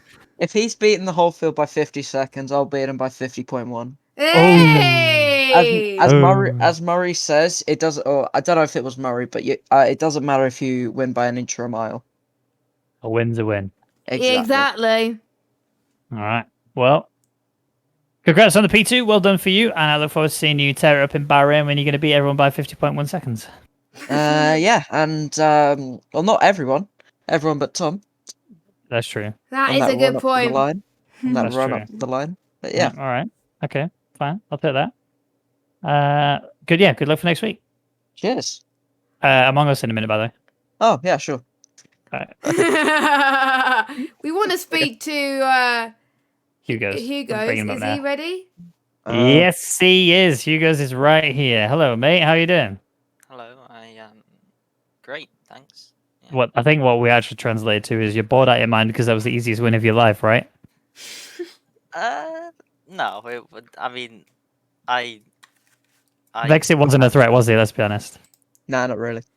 after he got the penalty, I wasn't as worried now. See, I mean, see. that was like lap 20 something. That means you were never worried. Yeah, well, the thing is, once Exactly. you get that penalty, then you have to get past me and pull a gap at the same time. Yeah, I'd given up on pulling a gap on you, so And to get past someone, you have to use all your ERS around Zandvoort. true. So, Yeah, which is a lot. And on top of that, Hugo's was bored out of his mind anyway, so he didn't have to worry. You know what I mean? Exactly. Easy slaps P1 Hugo's. Did you know you was going to win today? Did you just feel it in your bones? no. I have to say that my pace was better than I expected. And yeah. Good. And your consistency was there too. No penalties. And you pulled a strategy call at the right time. You reacted to the rain at the right time, and that allowed you to continue your dominance, shall we call it? But we'll forget Zandvoort because next week is Bahrain. Are you racing Bahrain? Yeah. Well, And are you gonna Easy so Dubsky. So I got a point. I gotta let you know. Okay. Tom said he was gonna lap the entire. He was gonna beat everybody P2 by 50 seconds. Vexit one upped him and said he's gonna beat everybody else except Tom by 50.1 seconds. So what have you got in retaliation for that? Are we gonna one up him? I mean, I could lap P2. Oh. Oh! Sheesh. Right, we have a winner. Yeah, get in the bin, Vexit. Oh. And What about Tom. Tom? Yeah, Tom could just go. Tom's left though. You're here. Oh. Oh. Easy pickings, you know. Easy pickings. Fair enough. And No, but are you gonna get Go on. pole next week? Yes. Yes. Hugo's, are you gonna get pole? Yes, I am. I haven't done much Bahrain on this game, so I'm not quite. Your turn changed very drastically from easy lapping P2 to I'm not doing much racing I on have all my Bar. pace in the race.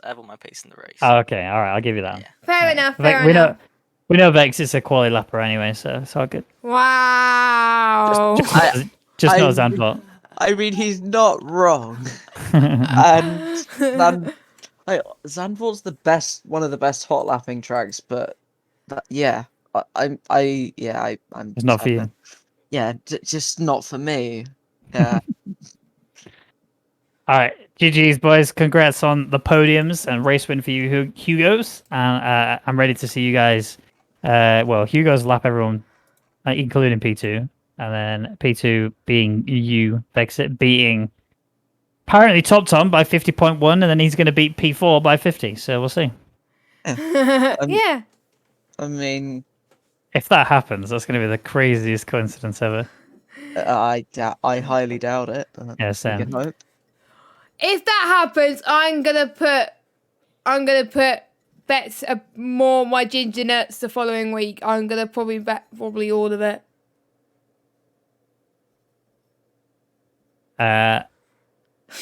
Joking. I keep getting atted in the football and the other sports talks that I've got in the Discord because Vardy's apparently won something, and I look like Vardy apparently. So I don't know how, but I do. Football. Footboo. I can't see. Yeah, apparently I look like. No, so it's called other sports. Oh right. Other sports. Oh right. All right, Mongo's time, baby. Unfortunately, I'm gonna have to lobby and leave you because Oh. my day. I've had a long day. Did a bit of overtime, and I just want to do a bit of chilling, for a bit, and I gotta have a shower as well. So I'm gonna lobby and leave you.